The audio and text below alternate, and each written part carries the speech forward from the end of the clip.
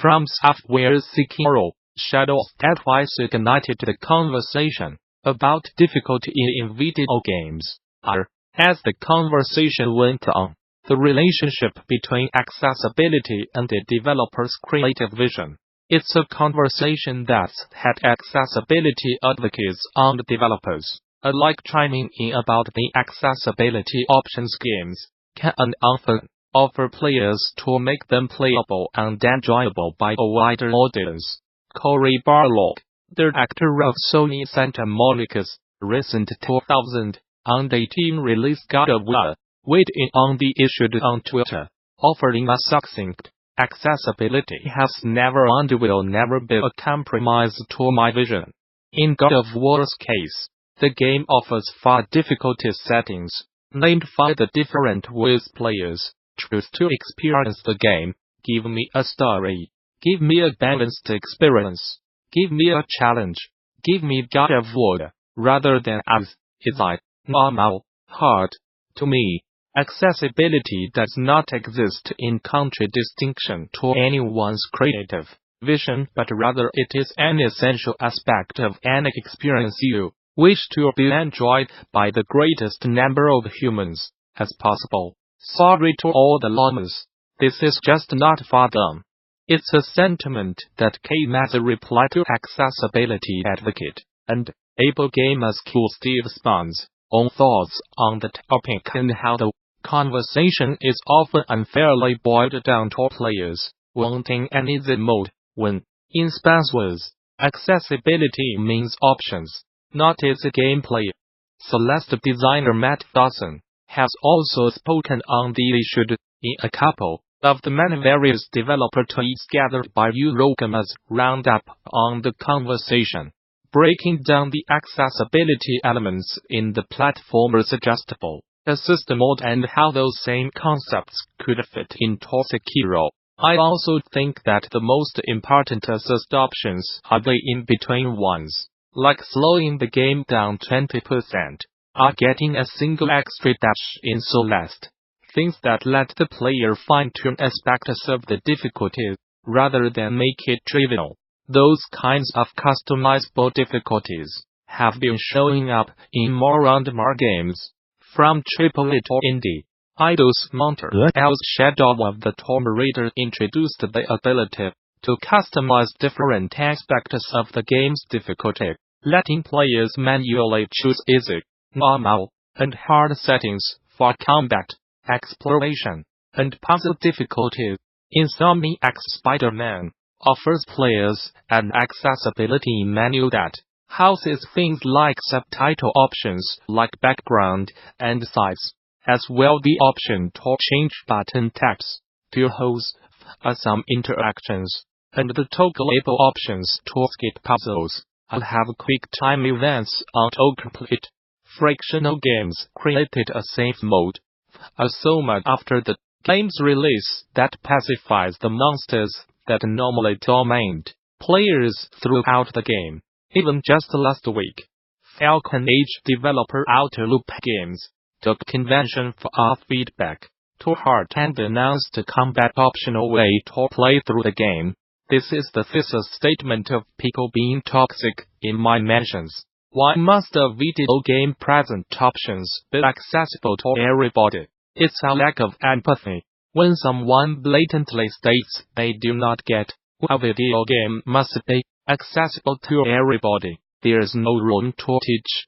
Respawn has now banned over 355,000 cheaters from Apex Legends on PC alone. Speaking to fans on Reddit, community manager Jay Frechette explained the studio has been tracking down and banning cheaters using its Advantage tech, but that it's keen to bolster its efforts by reaching out and working directly with experts both within and outside of it. The developer also intends to scale up its anti-cheat team, so it can dedicate more resources to the task, and reiterated its intention to add a report feature to the PC version of the game, so that players can call out cheaters directly. Its anti-cheat works, but the fight against cheaters is an ongoing one that we will need to continue to adapt to and be very vigilant about fighting. We take cheating very seriously and care deeply about the health of Apex Legends for all players. Wrote Freshet. We are working on improvements to combat cheaters, and we are going to have to be pretty secretive about our plans. Cheaters are crafty and we do not want them to see us coming.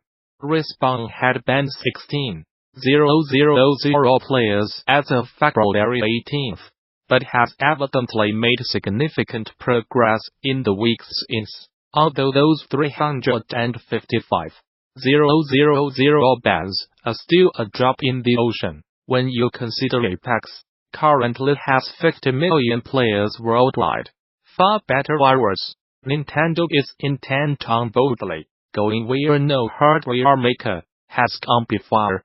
Consoles like the Wii and Switch prove that innovation is sometimes the way to our hearts, while others such as the Wii U highlight the inherent risks of trying to break new ground. According to veteran Nintendo developers Shinya Takahashi and Hisashi Nogami, speaking during a recent interview with The Guardian, the Japanese outfit is always looking for that next, moment. But it's a quest that can sometimes leave Nintendo's own employees confounded. When it comes to hardware, for instance, creating something that leaves on the floor is not exactly straightforward. Just look at the way the remote waving system was a huge hit with consumers, who took to motion controls like ducks to water. But it was actually a tough sell internally. Even among our developers, there are often doubts. When the Wii Remote was first introduced as a concept, the reaction was, what is that? Is it real? Will it actually work? But once we all tried it, we were surprised and delighted by it. And that made us realize that it was going to work out, said Takahashi, recalling what happened when Nintendo's wider dev team were first shown a prototype remote controller with the Nintendo Switch. We all knew the concept, but when we picked up the prototype for the first time and saw Mario Kart running perfectly on the smaller screen, we were flabbergasted. Even people who are well aware of the concept and design cannot always tell if something's going to work. Nogami agrees with Takahashi and claims that putting hardware into hands is the only surefire way to know if it click. You can talk all day about how something works, but hardware is all about the feel. It's not good enough to put your idea into words. You have to give people a concrete example to show them how it works.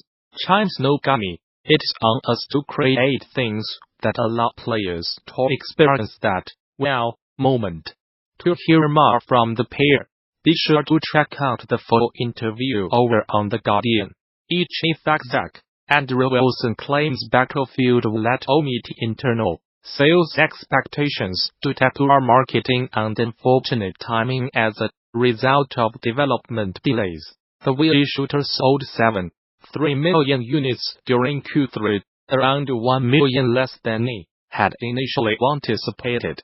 And Wilson has lamented the fact that development changes pushed its launch into a more difficult window. Speaking during a recent earnings call, he also claimed that the decision to prioritize a single-player campaign over a Battle Royale mode, which will eventually launch in March 2019, 4 months after Battlefield V first hit shelves, also hurt sales. If I think about Battlefield V more holistically, I think we did not do a great job of building momentum early in the project, he commented.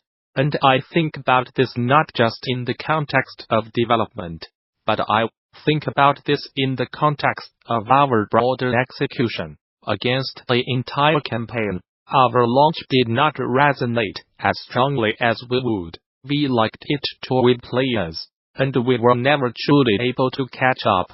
HSUGGESTEDTH games stalled, while competitors like Call of Duty, Red Dead Redemption 2, and Fortnite continued to gain momentum, leaving Battlefield fighting an uphill battle when it eventually landed on shelves. I think that we made the right decision to move the title in service of the quality of the game, and on balance, those that bought the game really enjoyed it, and the game was better for that move, continued Wilson.